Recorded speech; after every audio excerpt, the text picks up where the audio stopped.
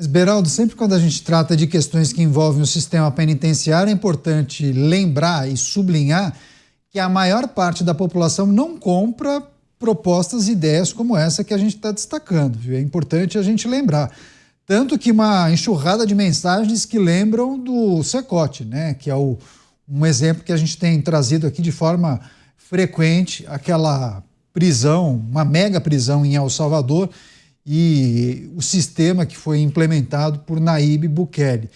E também tem vários gestores aqui que veem no modelo de El Salvador algo a ser copiado. Inclusive, Romeu Zema já chegou a destacar que, inclusive, o Brasil precisa mirar o exemplo de El Salvador de Nayib Bukele. A depender do avanço dessa agenda e de uma mudança no comando do país, poderemos observar penitenciárias à la El Salvador, Beraldo? Canhato, infelizmente o problema no Brasil é bastante mais complexo do que o problema que Nayib Bukele encontrou quando assumiu a presidência de El Salvador. El Salvador é um país muito pequeno, dominado até então por gangues, e a ação feita foi praticamente uma ação única contra essas gangues, em que essas pessoas foram encarceradas, tatuagens que remetiam aos grupos que esses bandidos criminosos pertenciam foram apagadas, todos os tipos de monumentos, de pichações, tudo foi descaracterizado porque a cultura das gangues estava completamente enraizada e dominando El Salvador naquele momento. Quando a gente olha para o caso brasileiro, nós estamos vendo um país de dimensões continentais que tem milhares e milhares de quilômetros de fronteira com países muito complicados, como é o caso da Colômbia e da Bolívia, que é a origem da cocaína que atravessa o Brasil para ser exportado pelos portos brasileiros. E aí, obviamente, é preciso se controlar os portos, lembrando que as organizações criminosas como o PCC já estão construindo os seus próprios submarinos que cruzam o Atlântico levando drogas. Olha o tamanho da ousadia e da sofisticação desse sistema de exportação de drogas no Brasil.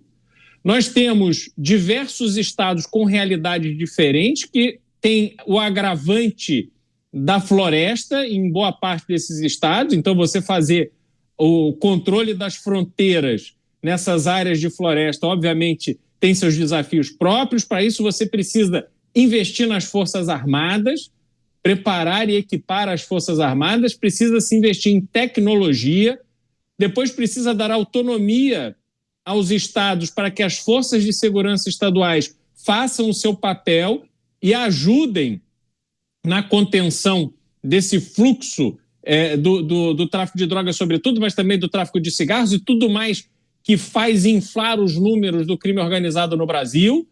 E aí vemos a sequência, Canhato, complexa de peças que precisam ser encaixadas dentro do Brasil para que aí nós cheguemos num ponto de superlotar, ou superlotar talvez não seja a palavra, porque denota uma visão negativa, mas de lotar não um Cecote, mas diversos Cecotes, aonde criminoso vai levar a vida de preso, num país que precisa ter no seu judiciário um aliado do combate ao crime, e não um órgão que muitas vezes olha para o criminoso com pena ou com medo, não sabemos. Mas o fato concreto é que penas são reduzidas, progressão de penas são concedidas, direito à saidinha são ofertados,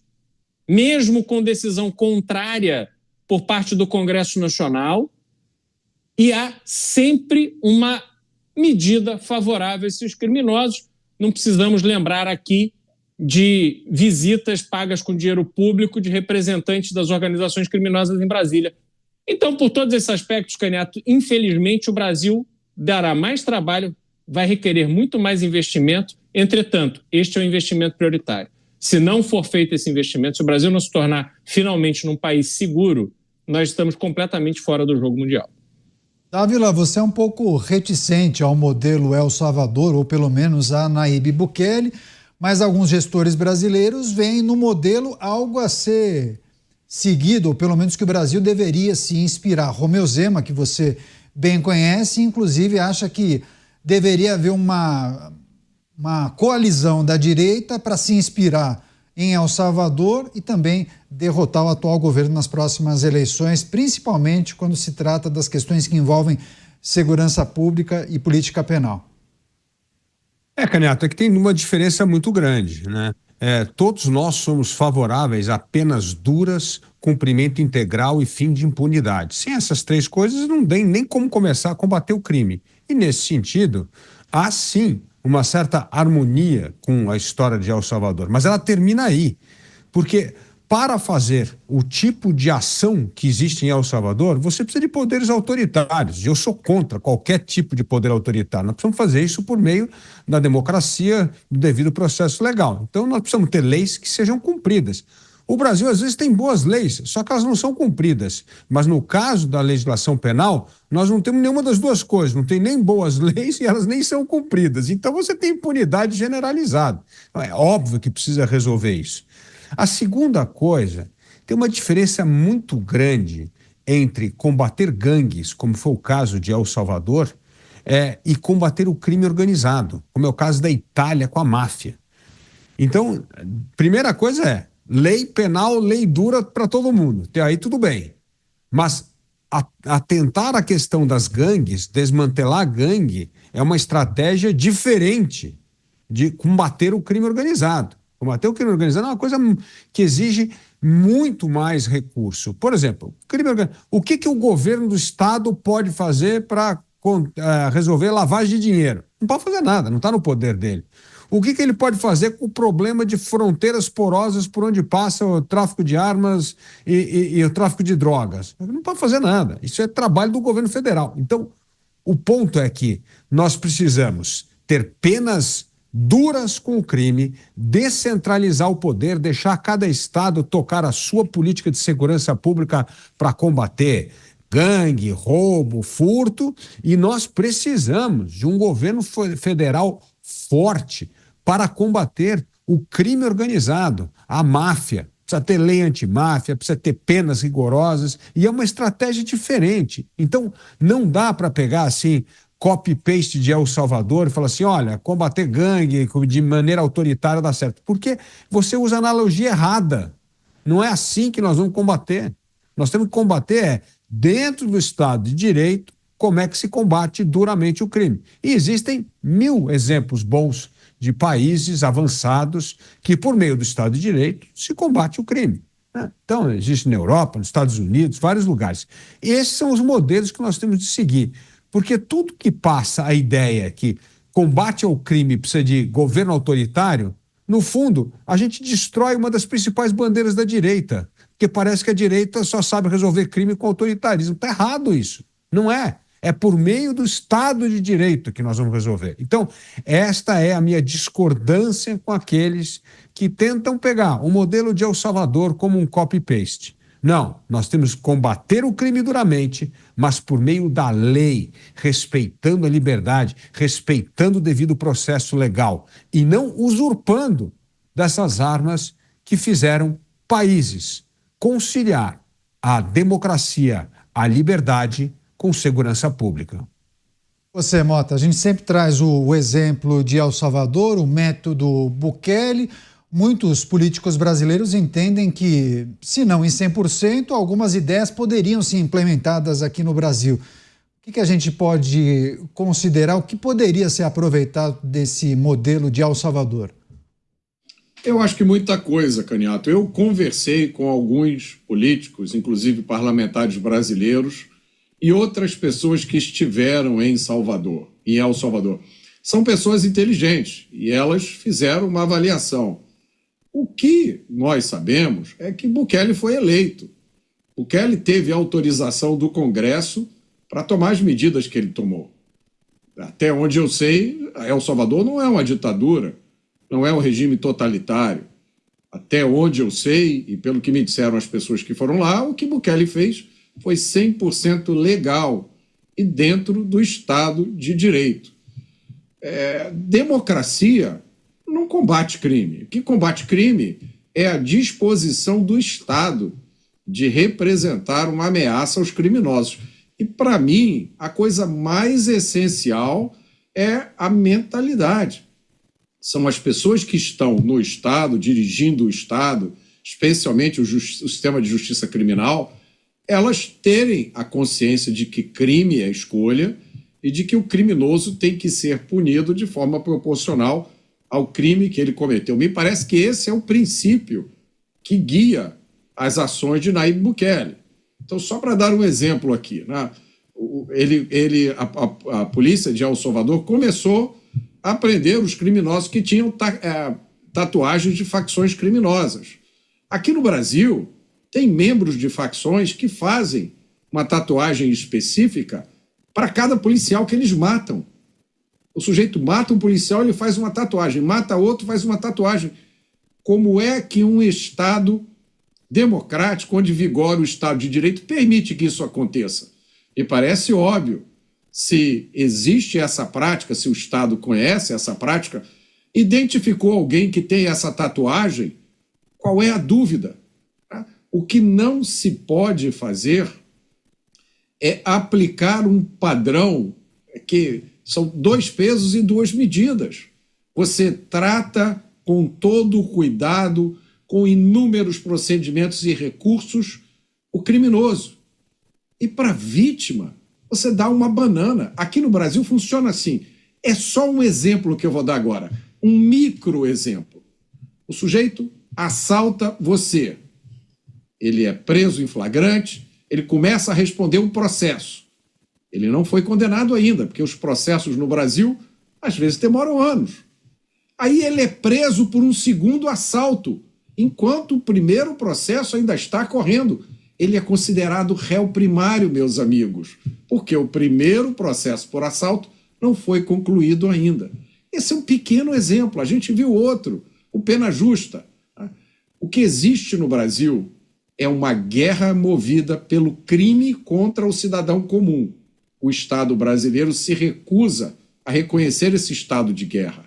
O Estado brasileiro não aceita responder a essa guerra que o crime trava contra o cidadão brasileiro. O que Nayib Bukele fez em El Salvador foi dizer, na dúvida, que sofra o criminoso. Essa é uma decisão moral. No Brasil, na dúvida, que se dane a vítima. Então, o resultado aqui no Brasil impera a injustiça. A gente tem um outro exemplo, Caniato, que são os Estados Unidos. Os Estados Unidos passaram por um período de baixa criminalidade, mas como resultado da política dos democratas, em vários estados e cidades, o crime está voltando. Em Nova York, lá, os promotores de justiça, eles têm discrição, eles podem decidir se vão ou não vão processar um criminoso pelo crime que ele cometeu. É diferente aqui no Brasil. Aqui no Brasil, se for provado que o cara cometeu um crime, ele tem que ser processado. Nos Estados Unidos, isso é decisão do promotor. Vários promotores de justiça de Nova York, que foram eleitos pelo Partido Democrata, lá os promotores são eleitos, promotores que têm essas ideias da criminologia crítica, eles começaram a anunciar alguns anos atrás que não iam mais processar os criminosos acusados de assalto, de sequestro relâmpago, de agressões sexuais, porque isso não era socialmente justo. Essas pessoas já sofriam a opressão da sociedade capitalista, então não era justo que, além de tudo, elas ainda fossem presas pelos assaltos que elas começaram. O resultado é que o crime voltou a Nova York. Há pouco mais de um mês aconteceu, imaginem vocês, um arrastão. 42 menores de idade foram presos por terem realizado um arrastão na Times Square, o lugar mais famoso de Nova York, inclusive agredindo policiais. Então, é isso que a gente tem que dizer. A receita de combate ao crime é muito simples. É repressão dura aos criminosos e uma punição exemplar para eles. Foi isso que Nayib Bukele fez em Salvador. Essa é a única alternativa que o Brasil tem. Não existe outra. Pode botar televisão blindada, cursinho de jiu-jitsu, salão de beleza em todos os presídios brasileiros. O resultado disso vai ser uma explosão de crime, até o dia que a nossa vida vai ficar tão inviável que vai surgir aqui no Brasil o Nayib Bukele. E quando ele surgir, nunca esqueçam disso. Ele vai ser o produto do trabalho dessa turma da criminologia crítica. O Nayib Bukele do Brasil, quando ele surgir, vai ser a resposta que a sociedade brasileira vai dar a iniciativas como o Pena Justa. Daqui a pouco a gente vai trazer, inclusive, reflexão sobre Código Penal. O que precisaria mudar? O que é urgente? Precisa ser alterado amanhã. Mas antes eu vou trazer só o Beraldo, como o Malta trouxe esse exemplo de Nova York, que Nova York sempre é compartilhado aqui pelos nossos comentaristas como um bom exemplo na época do Giuliani, né? Mas agora a gente também traz o exemplo negativo. E aí a gente pode trazer essa análise, né, Beraldo? A depender de quem está na cadeira de comandante da cidade ou do estado, nos Estados Unidos, a gente tem uma mudança muito importante da condução do enfrentamento à criminalidade. Nova York pode entrar, inclusive, nessa discussão, né? Como era e como está. Neto, Nova York foi transformada no paraíso dos maconheiros. Houve uma decisão que permitiu o consumo livre de maconha recreativa. Então, já havia a maconha medicinal, agora tem a maconha recreativa. O resultado é que a Times Square, citada pelo Mota, o ponto certamente mais conhecido de Nova York, junto com a Estátua da Liberdade, se tornou um maconhódromo. Bares com livre acesso à maconha, as pessoas podem sentar na calçada, ficar fumando maconha, pessoas vendendo maconha a todo lugar. E o resultado desse experimento da imbecilidade de disponibilizar maconha para os maconheiros à vontade é isso, é o arrastão. O Mota trouxe uma informação absurda, verificada por ele na praia de Ipanema, uma praia mundialmente conhecida, um dos símbolos do Brasil, cantada por Tom Jobim e Vinícius de Moraes, na música Garota de Ipanema, que tem versões gravadas no mundo inteiro. Um sujeito anunciando venda de cocaína em alto e bom som para quem quisesse comprar. Esse tipo de ação que essas pessoas que ficam pensando no aconchego do seu ar-condicionado, com drogas à vontade para ficarem filosofando e pensando como destruir a vida alheia, achando que a sociedade é um laboratório, e aí chegam à conclusão de que não, é uma boa ideia liberar maconha. Aliás, o Brasil passa por isso, Caniato, 40 gramas de maconha para todo mundo usar maconha à vontade. Somos um país de maconheiros agora, onde os maconheiros estão à vontade. E esse consumo de maconha, ao contrário dos Estados Unidos, em que pelo menos a venda é legalizada, o Brasil teve a invencionice de permitir o consumo que só pode ser obtido de forma ilegal. Então, hoje é legal que as pessoas peguem o seu dinheiro e alimentem o crime organizado, o tráfico de drogas. Quer dizer, tem alguma coisa certa no Brasil hoje, do ponto de vista de estratégia de tornar o país um lugar mais seguro? Sinceramente, fora iniciativas hoje consideradas pontuais, como a gente vê em São Paulo com o governador Tarcísio de Freitas e o secretário Derrite, em Goiás com o governador Ronaldo Caiado e alguns outros lugares, sinceramente, não há nada sinalizando de que a gente vai entrar num rumo de tornar o Brasil um país seguro, muito pelo contrário.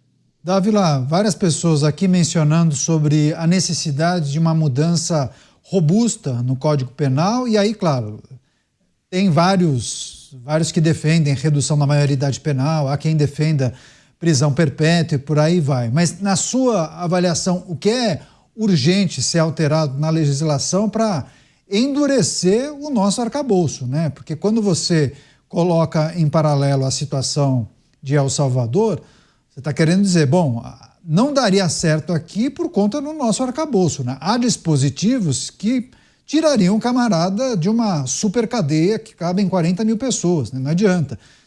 A depender do crime, se ele tiver um bom comportamento depois de cumprido um sexto da pena, ele está na rua. Então, seria preciso alterar o nosso Código Penal e, inclusive, endurecer uma série de penas, né, Dávila? Com certeza, Canhato. Nós temos de aprovar uma lei de execução penal para valer, ou seja, cumprir integralmente a pena, sem esta manobra para cumprir um sexto da pena. Nós temos de aumentar a resolução de crimes. No Brasil é baixíssima, uma das mais baixas do mundo. Nós precisamos ter um judiciário que não tolera a impunidade. São coisas fundamentais. E aí a minha discordância lá com o Mota nessa questão de El Salvador, primeiro, eu não acredito em democracia de fachada, só porque uma pessoa eleita e o governo e o Congresso dá plenos poderes, isso não é democracia. Se dá democracia para não ter democracia, não é democracia. A Rússia não é democracia, e lá também tem eleição, o governo tem poder autoritário para fazer o que bem entender. Não, não vale.